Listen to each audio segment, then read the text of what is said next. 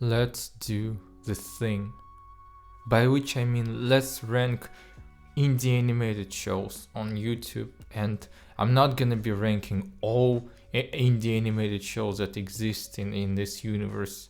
I just collected 10 that I watched in recent times, so here's me ranking 10 popular indie animated shows that I watched, and it might seem a bit, I guess, unfair because some of the shows have multiple episodes already.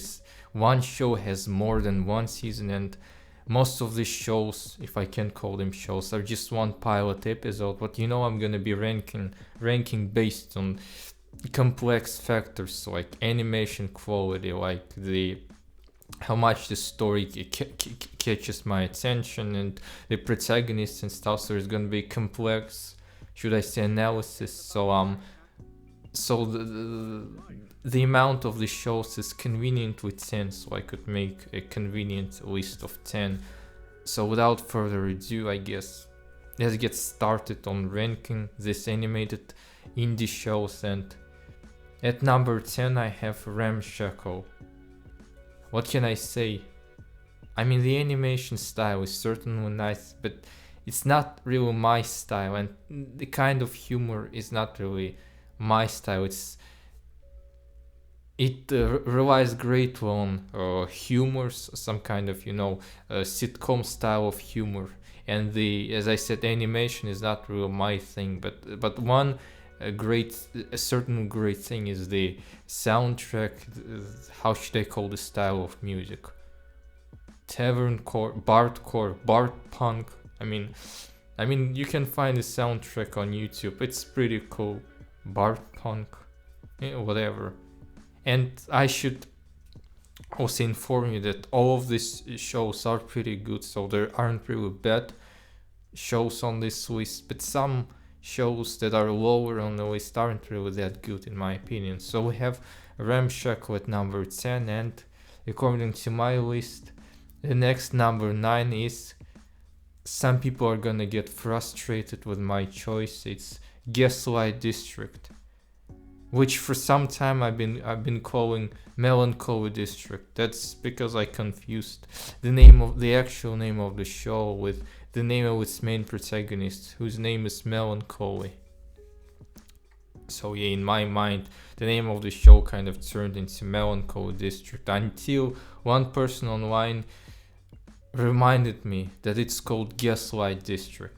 So the best thing about the Gaslight District, of course, it's absolutely bizarre animation quality in terms of just if we were ranking just the quality of animation, how much effort was put into creating this animation. I think the Gaslight District could have been in my top 3 easily, and it's certainly the best animated show pilot on Glitch. Of course, Glitch finally deviated from their kind of generic 3D style, which they got popular with with shows like Murder Drones and The Amazing Digital Circus. And the animation is absolutely fantastic, reminds me of Spider-Verse and that the latest TMNT movie that nobody watched, the one that produced by Seth Rogen, which, I don't know, Seth Rogen produces everything these days, from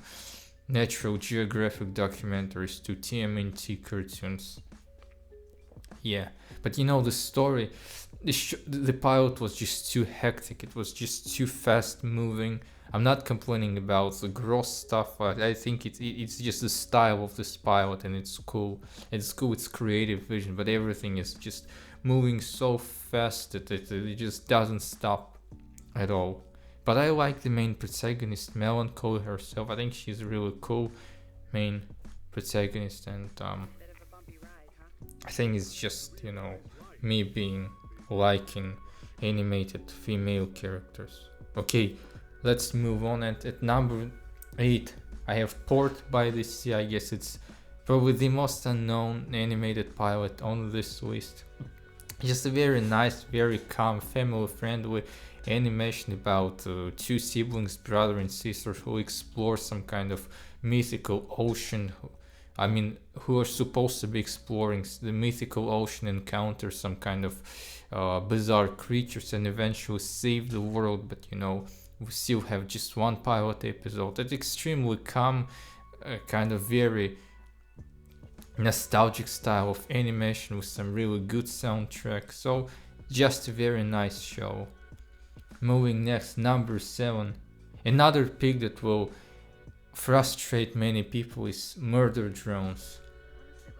You know, the Murder Drones is very conflicting show to me because on one hand I really like animation, I really like the vibe, this kind of mysterious, futuristic, gothic, sci-fi, horror style, and the main protagonist Uzi. I really like right now. I have a thing for this young female characters who are misunderstood, who are trying to find themselves, you know, kind of like Melancholy, or like, I don't know, Charlie Morningstar, or like even a better example, Octavia Goisha from Hellboss. And Uzi is exactly like that, you know. You know how many pieces of fan art with Uzi and Octavia I encountered online? Well, yes, I do that browse for fan art, and I think I spent way too much time on that. But can you blame me when we have fan art as good as this? Can you blame me, really? So the character is great, the whole vibe is just great, but just the story. This show is prime example why good writing, why good writers are absolutely needed. Some people might say, and I hear this a lot, that being a good writer, writing a good story is not really that, you know, cool. It's not that hard to just, you know, take a computer or even a piece of paper and just, you know, create some kind of interesting story. But that's not that hard. It's very hard labor to create an actual story that captures your attention, that moves in a very harmonic way while developing the world and the characters. And Murder Drones unfortunately completely fails that part. Everything is great, but the writing part it's completely bad. And I don't take the, you know, the time between the episodes as a good excuse. I mean we have Hellboss, which also took lots of times, months between episodes. Now it's gonna be better, of course, since they're on Amazon Prime now. But the show used to take months between episodes, and despite that, we still got some sort of coherent story, and Murder Drones doesn't have that, unfortunately. Moving next at number 6, it's Lackadaisy. I must admit, I only watched the pilot. I didn't read the comic book, and the thing that most, you know, excites me about the show is it is furry. The characters are all anthropomorphic animals, but it kind of takes place in kind of our sort of world, or at least the alternative version of our world. It's not some sci-fi or fantasy. It takes place in the 1920s or 30s in the US during the Prohibition, and this is a very interesting concept to me, and I'm looking forward to watching the next episodes.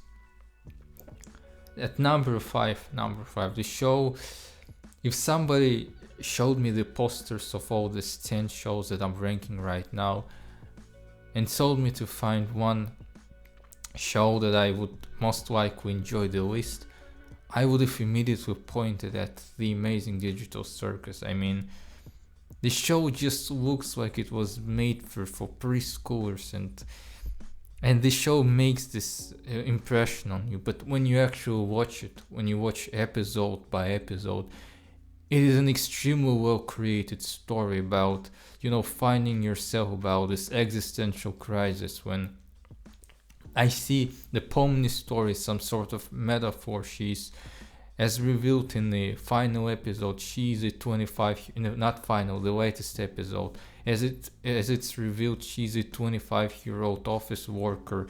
She probably got depression, problems in life, and she didn't know what to do unless she got into this digital circus. In a way, this show is kind of anti-isekai. in isekai, the characters usually get from boring, mundane world into some exciting, fantastical reality, which they greatly enjoy.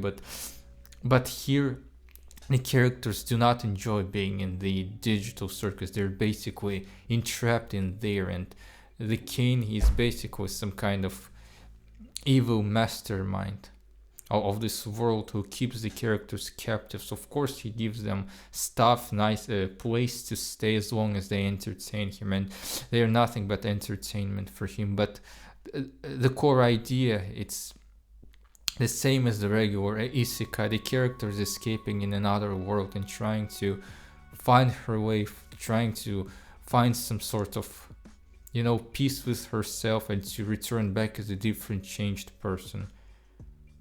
And the latest episode, which is called Untitled, and the latest episode about the guns, it's one of the best animated episodes I've seen recently. Very emotional and very profound, and it's kind of crazy that we get such incredible written pieces of animation from a show that literally looks like the Amazing Digital Circus, but we do. So moving next to, at number 4, I have a show that I talked about a lot actually, and I think about the show a lot. It's Helluva Boss, and I kind of have weird relationship with the show.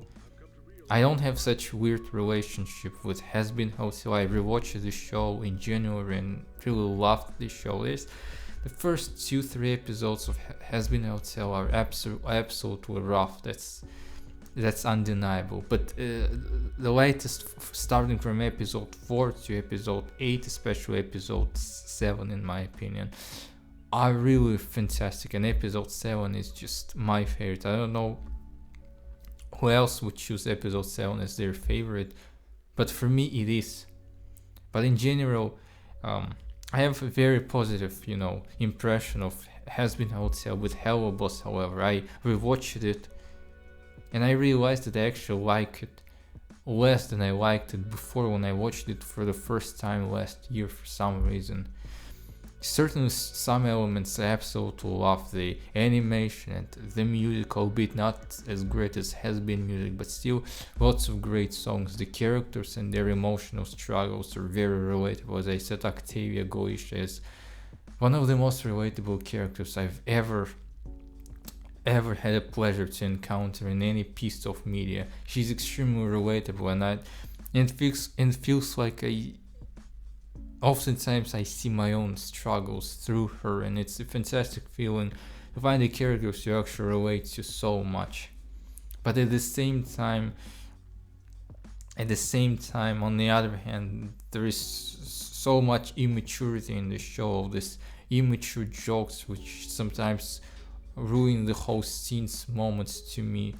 So yeah, I'm very conflicted on the show, but I still like the show. I still enjoy the characters, so I give Helluva Boss the 4th place. So I'm opening up my top 3, and here the show called Godspeed, and I don't have much to say about it except that it's a very well made animated sci-fi pilot. It is a high concept sci-fi pilot about a woman who's trying to escape from a planet that's being destroyed. She's just desperately trying to get to the spaceship that flies away from this collapsing planet, and but she helps a kind of refugee woman, and this plot is kind of allusion to the refugee crisis that's still happening. So she tries to help this refugee woman, and the spaceship kind of leaves them behind, and she, the main protagonist, stays on this planet, and there is this very cool sci-fi futuristic apocalyptic imagery, and what can I say, it's just well made. At number 2, I have the most recent indie animated pilot, which is Knights of Guinevere. A lot of the shows on my list, like Helluva Boss, The Amazing Digital Circus, Gaslight District, and Murder Drones, are kind of made to be, yes, I'm including Hello Boss as well. It's just as immature as say Murder Drones. They're very I don't know, I feel like they're still, despite being for example, Hello Boss is R-rated, is or whatever it is, TV rating for this, I mean, for mature audiences, but at the same time it has a style and humor, the style of story that caters towards younger audiences as well, just like the Glitch projects and Knights of Guinevere. What I loved about that, it's not like that. It is more mature, and it has absolutely great animation style. It's the first Glitch's first 2D animation, and of course it's made by Dana Terrace, which of course kind of means quality these days. She made her name first by animating some episodes of Gravity Falls, and then she broke through with her The Owl House show for Disney Channel, which Disney, you know, was foolish enough to basically cancel the final episode. So the show contains, as I see it, I read lots of comments, it's the idea of the whole park where all these Guineveres are being kept basically as kind of tortured prisoners. It's a huge jab at Disney. The whole pilot has this very horror-inspired dystopian vibe, which I enjoyed. The same dystopian vibe I enjoyed in Murder Drones. So overall, the best pilot made by Glitch, and probably the best animated pilot ever made. But not for me. For me, it's just number 2, because for me there is one animated pilot that is my favorite, and maybe it's not the best piece of animation ever animated, but I'm talking about Atlas and the Stars.